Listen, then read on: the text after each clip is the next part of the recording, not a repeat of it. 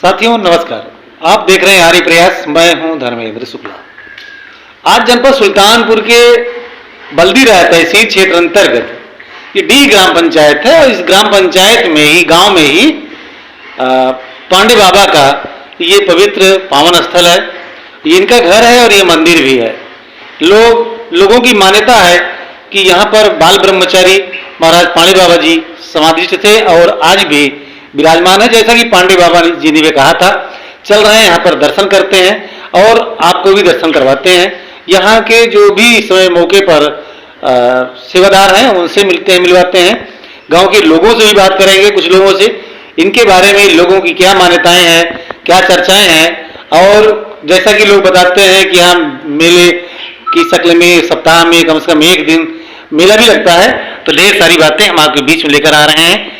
बोल दो पांडे बाबा महाराज की जय, पांडे बाबा महाराज की जय, पांडे बाबा महाराज की जय। पांडे बाबा का मंदिर है। हाँ। आप अकेले पुजारी हैं कि और कोई है? दिनेश भैया। अच्छा, दिनेश तिवारी जी। हाँ, तिवारी आज।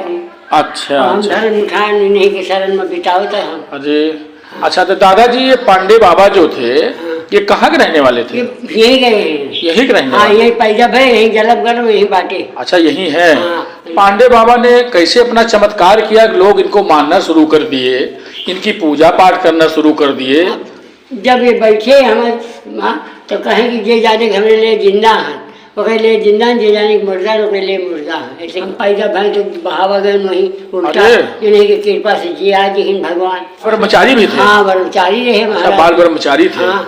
तो ये कहाँ, किस जंगल में जाते थे पूजा पाठ करने? महाराज के बन बाजत रहा। अच्छा, पांडे बाबा का जंगल है। जंगल है तो ये सुबह निकल जाते थे? निकल जाते रहे पूजा के लिए। हाँ, रात के अपन आवत रहे। अच्छा, देखिस नहीं मतलब तो ये महिलाएं कैसे दर्शन करती थी? महिला अंगूठा दिखा देते रहे जेकर। अच्छा, एक नहीं दिखा। अच्छा, वो ये अपना चेहरा नहीं दिखाते थे औरतों को? नहीं। बोल दो पांडे बाबा की जय। आपका शुभ नाम क्या है? रविमल सिंह उर्फ मल्ली सिंह। मल्ली सिंह। ये आपके गांव में पांडे बाबा का मंदिर है जी। तो पांडे बाबा के बारे में क्या आप जानते हैं, क्या कुछ बताने का प्रयास करें?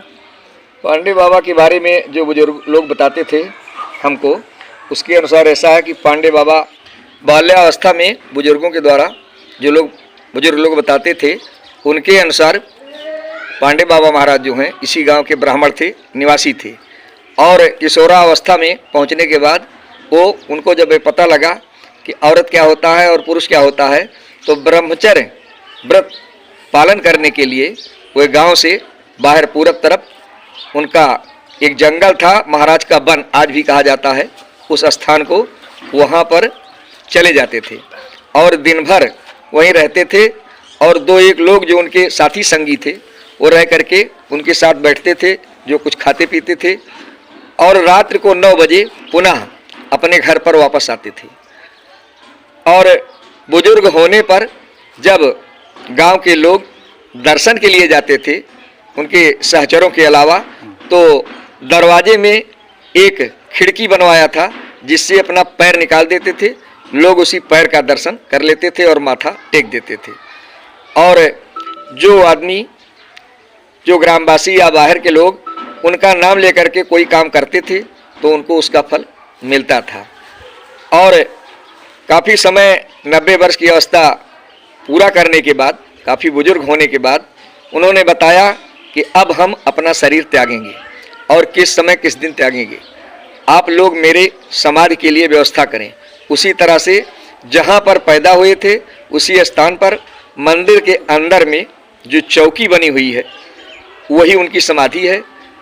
और बाद में गांव के ही राम उजागिर सिंह उर्फ राम उजागिर दास, जो कि गांव के ही पूर्व प्रधान कुंवर बहादुर सिंह के बाबा थे, उन्होंने गांव से और बाहर से चंदा इकट्ठा करके उनके समाधि का और मंदिर का निर्माण करवाया।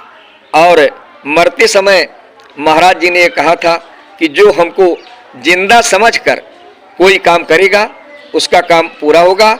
और तभी से यहाँ पर हर मंगलवार को मेला लगता है, लोग मुंडन कराते आते हैं, औरतें यहाँ पर मनौती के लिए अपना कराही देने के लिए आती हैं। सोने चांदी से लेकर के कपड़े और मिठाई तक की दुकानें लगती हैं। और इस क्षेत्र में कभी कोई शादी विवाह उत्सव भंडारा किसी के यहाँ होता है तो सर्वप्रथम पांडे बाबा महाराज के यहाँ एक सीधा सामान चढ़ा करके और वहाँ की भभूत ले करके जा करके उस कराह में बांध दिया जाता है, जिसमें पूड़ी तैयार की जाती है, जिससे किसी के यहाँ भोजन जो बनता है खिलाने के लिए कमी नहीं होती है। इस तरह की सत्यता हम लोग जानते हैं और इसी तरह से पांडे बाबा का दर्शन हम लोग पहुँचते हैं। और साल में 2-3 बार विशाल भंडारा होता है। अब निकट आ रहा है बसंत पंचमी 2 फरवरी को है इस वर्ष 2 फरवरी बसंत पंचमी को विशाल भंडारे का आयोजन किया जा रहा है। कहते हैं लोग यहाँ पर जब लोगों के बच्चों की शादी वगैरह तय होती है जी जी, तो देखने भी यहीं आते हैं, दिखाते भी हैं प्राय। हाँ, जब बारात चाहे वो निम्न वर्ग की हो और चाहे उच्च वर्ग की हो, हर हिंदू की बारात में जब दूल्हा घर से निकलता है तो पांडे बाबा महाराज का दर्शन कराया जाता है और उसके बाद ही सारी प्रक्रिया करके बारात जाती है। और जब दुल्हन आती है, पहले पीनस से आती थी और अब गाड़ी से आती है 4 पहिया से, तो लोग ले जा करके पांडे बाबा के यहाँ दर्शन कराते हैं, कुछ धन चढ़ावा कराते हैं, प्रसाद लेते हैं, उसके बाद तब ला करके अपने घर दुल्हन को उतारते हैं। कोई कितना थोड़ा हम ये भी जानना चाहेंगे जी, जैसे आपने कहा कि अंगूठे के लोग दर्शन करते थे, जी तो कैसे जैसे ये बन जाते थे जी, तो कैसे इनकी ख्याति बढ़ी कि लोग इनके अंगूठे का दर्शन करने के लिए लालायिक होने लगे? जैसे उन्होंने कहा कि हम इसलिए किसी पुरुष के सामने भी नहीं पढ़ना चाहते, क्योंकि अगर हम वहाँ रहेंगे तो औरतें आ जाएगी और तपस्या हमारी भंग हो जाएगी। इसलिए वह 3 बजे जाते थे, 3 घंटा रात रह जाती थी और 3 घंटा रात बीतने के बाद 9 बजे आते थे कि अब हमको कोई भी महिला रास्ते में नहीं मिलेगी। और तब गांव इतना विकसित नहीं था, आज जितना विकसित है उनके घर के बाद से सब खेत और सवान ही था। अच्छा, तो ब्रह्मचर्य का पालन उन्होंने अपने जीवन में किया? अपने जीवन में उन्होंने ब्रह्मचर्य का पालन किया। कभी स्त्री से संबंध की बात छोड़ दीजिए, उन्होंने कभी स्त्री का किसी मुंह नहीं देखा जब से समझने लगे थे। कल्याण किसका हुआ? जब लोगों ने सुना कि पांडे जी, पहले लोग उनको पांडे जी कहते थे, कि पांडे जी जो है तपस्या कर रहे हैं और एक भगवान के स्वरूप हो गए हैं। जी। तो जो उनके यहाँ मत्था टेकते थे जा करके और उनके पैर के अंगूठे का दर्शन करके जाते थे, उनको सफलता मिलती थी। इसी तरह से उसका प्रचार प्रसार होता रहा और चारों तरफ बड़ी बड़ी पंचायतें, लोगों का मानना है कि यहाँ पर हाँ, पांडे बाबा के सामने ही वहाँ जो मैदान है, मेला लगता है, वहाँ हमारे ठाकुर बिरादरी की पंचायतें, अन्य वर्ग की पंचायतें, सब कुछ वहाँ होती हैं पांडे बाबा के। उनको एक साक्षी मान करके कि यहाँ कोई गलत नहीं बोलेगा पंचायत में, मतलब ये विश्वास हाँ। है। इनकी आयु कितनी रही होगी जब से ये साधु हो गई? इनकी आयु लगभग बताने के अनुसार लोग जो बुजुर्ग बताते थे, जैसे हमारे बाबा थे, वो 1901 में पैदा हुए थे और महाराज जी का देहावसान जो है वो 1891 में, जहाँ तक संवत के अनुसार है, हुआ था जी। तो वो लोग बताते थे कि ये पांडे बाबा महाराज जो हैं, माता पिता के अकेले संतान थे और इनकी माता जो थी वो जब बूढ़ी हो चली तो इन्होंने इनसे पूछा कि पिताजी कब एक्सपायर हुए? उसको पिताजी के बारे में कोई जानकारी हमको नहीं अच्छा, है। मतलब ये पैदा हुए तो पिता नहीं पिता इनके कम उम्र में ही स्वर्गवासी हो गए थे। तो माता जी ने इनका पालन पोषण किया और जब इन्होंने अपनी माँ से पूछा कि मैं कहाँ किस स्थान पर घर में पैदा हुआ था, तो उनको कुछ चमत्कार था ही उनके अंदर, तभी ऐसी बात उनसे पूछा था अपनी माँ से। इसलिए पूछा था कि जहाँ पर मैं पैदा हुआ था जमीन में, वहीं पर मेरी समाधि भी बने। और इस तरह से लगभग 95 साल की उम्र में उन्होंने सबको बता करके, गांव के सारे लोग वहाँ इकट्ठा थे उस समय के जो थे, और उनके सामने उन्होंने शरीर त्याग दिया, पलथी मार करके बैठ गए और वहीं पर शरीर त्याग दिया कि यहीं पर मेरी समाधि बना दीजिए। और कोई मान्यता है, दूर दूर तक लोग आते भी होंगे, मतलब जनपद सुल्तानपुर के अलावा भी बाहर से भी आते हैं लोग? हाँ, जनपद सुल्तानपुर के अलावा हमारे इस डीह ग्राम सभा के जो रिश्तेदार लोग हैं, चाहे वो फैजाबाद के हों, चाहे बस्ती के हों और चाहे जहाँ के हों, और बहुत, अब आप पूछ ही रहे हैं तो एक उदाहरण छोटा सा सुन लीजिए। हमारे डाक विभाग में एक पोस्ट मास्टर हैं, और यहाँ आने के बाद हम लोगों के संपर्क में आने के बाद पांडे बाबा के यहाँ दर्शन करने आने लगे और दर्शन करते करते उनकी भभूत ले जाने लगे और आते समय रोज भभूत को खा लेते थे, लेकिन दारू पीते थे। उनके घर के लोग और उनकी महिला जो थी बहुत परेशान थे। उन्होंने सोचा क्या बुद्धि लगाए। वो लोग भी पांडे बाबा आ चुके थे, परिवार वाले। उन्होंने कहा कि आज भभूत मैं तुमको खिलाऊंगी, आज अपने आप नहीं खाइएगा। कहा क्यों? कहा इसलिए कि आज आप भभूत खाइए और बता दीजिए कि आज से मैं दारू नहीं पीऊंगा। उन्होंने कहा बहुत कठिन बात है, पांडे बाबा महाराज का जो है असर वो सत्यानाश कर सकता है। तो उनकी महिला ने कहा कि सत्यानाश तो हो ही गया है, अब आज को भभूत कह करके मेरे हाथ से खाना पड़ेगा। अंततोगत्ता उन्होंने भभूत खा लिया और संकल्प ले लिया कि आज से मैं दारू नहीं पीऊंगा। और सन 2019 से अब तक रिकॉर्ड की बात है कि वो दारू का सेवन नहीं करते हैं। और हर वर्ष हर भंडारे में, जो ये बसंत पंचमी का भंडारा लगता है, इस भंडारे में जितनी शक्कर लगती है, चाहे 1 कुंटल, चाहे 2 कुंटल, चाहे 4 कुंटल, सारा पैसा भेजते हैं। उन्हीं के पैसे से सारी शक्कर की व्यवस्था होती है। और बीच बीच में दर्शन के लिए आते हैं कि इनके पांडे बाबा के द्वारा मेरे परिवार की सारी कला खत्म हो गई है, ऐसी मान्यता है। अच्छा कि सोनार जी, तो उन्होंने बताया कि ये दरवाजे की जो चांदी लगी है हमारे बाबा सुचित ने हाँ, इसको वो तेजोगी सोनार जो है तो वो कौशल जी, लेकिन वो सोनार का कार्य करते थे। और अब नहीं है, पहले एक खिड़की दरवाजा पांडे बाबा की तरफ था उनका, तो उनके बाबा वगैरह जो दरवाजा, मुख्य दरवाजा लगा है मंदिर में, उसमें सब चांदी के पत्ता सब लगे हुए हैं उस दरवाजे में। और ऊपर जो कलश लगा हुआ है, जो हमको पीतल दिखाई पड़ रहा है, वो पूरा बहुत बड़े बड़े गगरा है, उनके ऊपर सब सोने का पत्ता लगा हुआ है। इसे से आज तक न उसमें कोई मूर्छा लगा है और न कोई गंदगी आई है, सारा पूरा सोना लगा। अच्छा, ऊपर से तो चांदी चढ़ाई गई है जी, और नीचे की जो लकड़ी है लोग बता रहे हैं चंदन की है, वो दरवाजे की। अब इसके बारे में तो हमने किसी से पूछा नहीं, हम तो बस उसी चांदी को देख गए, बस समझ गए कि कितना कीमती दरवाजा है। सिंह साहब, आपकी अवस्था कितना होगी इस समय? हमारी अवस्था अभी, हम 3 अक्टूबर 2024 को 65 वर्ष की अवस्था में पोस्ट ऑफिस से रिटायर हुए हैं, शाखा डाकपाल के पद से। बालिकाले से लेकर के अब तक गांव में ही रहे। हाँ हाँ, और समाज की कहीं बाहर नौकरी करने नहीं गए, सामाजिक कार्यों में लिप्त रहे हम, जैसे बड़े वीर बाबा और के यहाँ, पांडे बाबा के यहाँ। आपके दाहिने पूरब तरफ ही 100 मीटर दूरी नहीं होगी, बाबा जी का स्थान है। जी जी, सुबह उठते ही दर्शन हो जाता है। हाँ, दर्शन आप करते हैं। और जब सुबह शाम आरती होती है, घंटा बजता है, तो हम लोग जय हो पांडे बाबा के महाराज। अभी ऐसी कोई अनुभूति आपके अपने जीवन की, कोई संस्मरण हो कि आपको लगा हो कि पांडे बाबा का बहुत बड़ा महत्व है। अब कितना आपको हम कहानी बताएं, वैसे एक बता दिए, दूसरी फिर सुन लीजिए, जो हमारे परिवार में डालेंगे। एक बीच में महत्वपूर्ण शब्द है कि लोगों का ऐसा भी मानना है कि घंटा रात में अपने आप बजने लगता है। हाँ, सप्ताह में एक आध दिन रात को 12 से 1 बजे के बीच में घंटे की आवाज आ जाती है स्वतः जी। अच्छा, ये भी है कि सुबह जब मंदिर के पुजारी या जो भी हो जी, पूजा के दौरान जब घंटा बजता है तो गांव के लोग उठ जाते हैं। जी जी, पहले, अब तो कम लोग हैं, अब तो भाई फैशन का जमाना आ गया है। और देवी देवता को लोग जब कोई परेशान होते हैं तो ज्यादा मानते हैं।